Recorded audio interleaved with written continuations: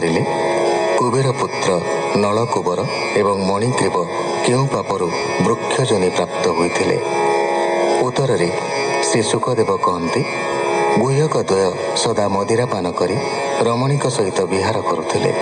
ନାରଦଙ୍କୁ ଦେଖି ମଧ୍ୟ ସେମାନେ ଲାଜ, ଭୟ କି ସମ୍ଭ୍ରମର କୌଣସି ପରିଚୟ ଦେଲେ ନାହିଁ।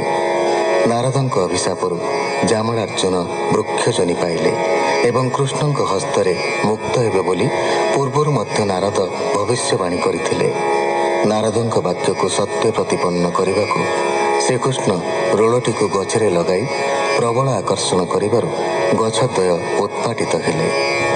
ମୁକ୍ତ ହେଲେ ଗୁହ୍ୟକ ଦ୍ୱୟ। ଶୁକ ଉବାଚ ଶୁଣ ପରୀକ୍ଷ ମହିପାଳ ଗୋପରେ ଶୁଭିଲା ଚହଳ। ଭାଜିଣ ବେନି ବୃକ୍ଷ ପଡ଼ି ଶୁଭିଲା ମେଘ ଘଡ଼ଘଡ଼ି। ଭୂମିକମ୍ପଇ ଥରହର ଗୋପାଳ ହୋଇଲେ ବାହାର। ବୋଇଲେ କୁଆରେ ଚାହିଁ କି ଶବଦ କାହୁଁ ହୋଇ। ନିର୍ଘାତ ଶୁଭିଲା ତ ଗୋଳ ଗଗନେ ନାହିଁ ମେଘମାଳ। କାହୁଁ ଏ ଶବଦ ଶୁଭିଲା ଜାଣିଲେ ଅର୍ଜୁନ ଭାଜିଲା। ତକ୍ଷଣେ ମିଳିଲେ ସକଳେ ଜାମଳା ଅର୍ଜୁନର ତଳେ।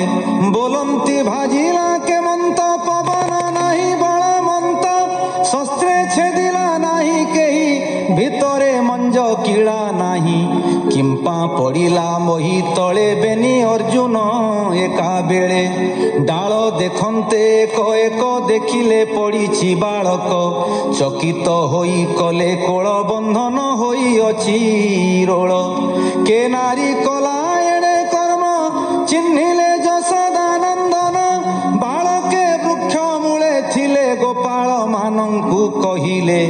ଯଶୋଦା ରୋଳେ ବାନ୍ଧି ଗଲା ତଳେ ତା ସୁତ କାନ୍ଦୁଥିଲା। ବେନି ବୃକ୍ଷର ମଧ୍ୟେ ପଶି ରୋଳ ସେ ଟାଣିଲା ଆକର୍ଷି। ବୃକ୍ଷେ ପଡ଼ିଲେ ବେଗେ ଭାଙ୍ଗି ଏହାର ଦେହ ଯହୁଁ ଲାଗି। ବେନି ପୁରୁଷେ ଏହି ବୃକ୍ଷେ ବାହାର ହୋଇଲେ ପ୍ରତ୍ୟକ୍ଷେ। ତେଜେ ଗଞ୍ଜନ୍ତି ନିଶା କର ଏହାର ପାଦେ ଦେଇ ଶିର। କି ବୋଇଲେ ତା ନ ଜାଣି ଉତ୍ତରେ ଗଲେ ଏହି କ୍ଷଣି।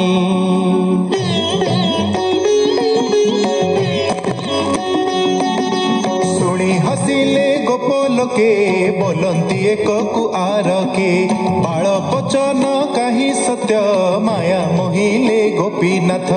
ବନ୍ଧନ କଟି ଭାଗୁ ଫେଇ ନନ୍ଦର କୋଳେ ଦେଲେ ନେଇ।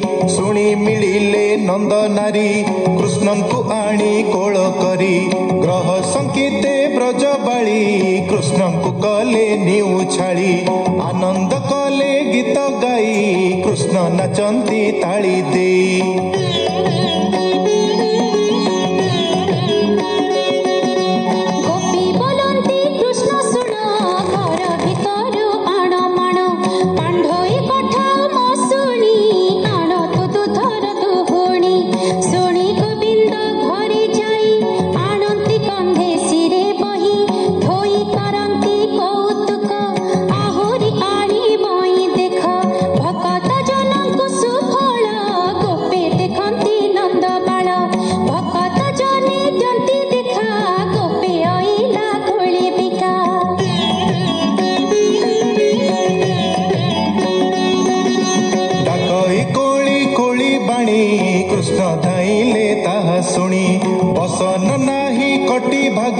ମିଳିଲେ ଧାନ ରାଶି ଲାଗେ।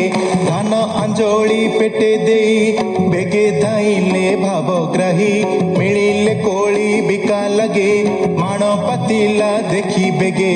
କୃଷ୍ଣର ଦୃଷ୍ଟି ଅଛି ଫଳେ ଧାନ ପଡ଼ିଲା ସବୁ ତଳେ।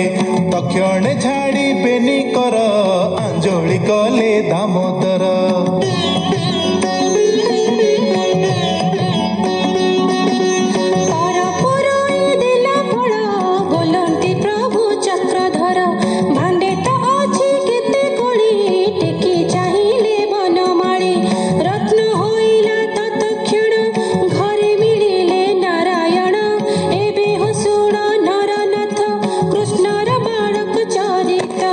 ଗୋକୁଳ ମଧ୍ୟରେ ଏକ ନଦୀ ବହ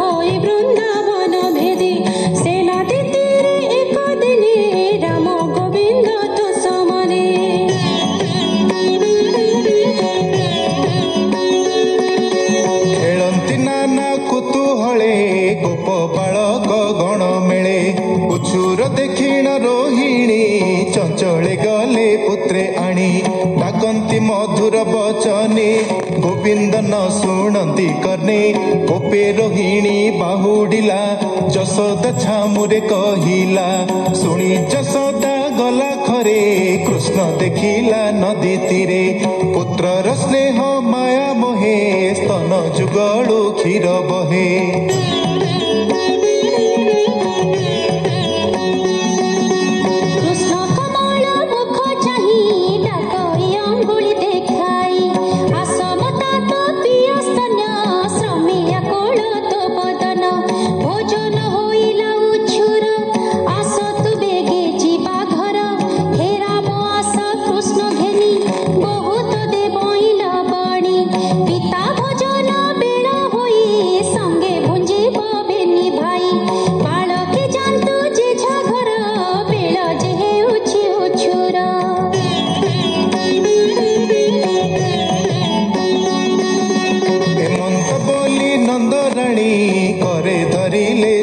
ପାଣି ରାମଙ୍କୁ କାଖରେ ବସାଇ ଘରେ ମିଳିଲେ ଦେବୀ ଯାଇ କରାଇ ସ୍ନାନ ଭୋଜନ ରଞ୍ଜିଲେ ରାମ କୃଷ୍ଣ ମନ ଭୋଜନ ସାରି ଆଚମନ ଆନନ୍ଦେ କରାଇ ଶୟନ ବିପ୍ରଙ୍କୁ ଆଣି ସେ ଡକାଇ ତାହାଙ୍କୁ ଗୋରୁ ଦାନ ଦେଇ ଅସ୍ତ ହୋଇଲେ ଦିନକର ଗୋପାଳେ କରନ୍ତି ବିଚାର ଏକ ଆରକେ ଅବହେଳେ ନନ୍ଦର ଦ୍ୱାରେ ମେଳ ହେଲେ ବସିଲେ ନନ୍ଦ ଉପନନ୍ଦ ମଧ୍ୟ ଅନନ୍ତ ଆଦି କନ୍ଦ ଗୋପାଳେ କରନ୍ତି ବିଚାର ଶୁଭନ ଦିଶେ ଗୋପପୁର କହ କି କରିବା ଉପାୟ ପୁତ୍ରଙ୍କୁ ଉପୁଜିଲା ଭୟ ଶୁଣି ଉଠିଲେ ଉପନନ୍ଦ ଯାହାର ଜୀବନ ଗୋବିନ୍ଦ ଜ୍ଞାନ ବୟସେ ବୃଦ୍ଧପଣ ଗୋପଙ୍କୁ କହଇ କାରଣ ଶିରେ ନିବେଶିବେନି କର ସଭଏ କହଇ ଉତ୍ତର ଚାଲ ନଥିବା ଗୋପପୁରେ ଘର କରିବା ନଠାରେ ଅନେକ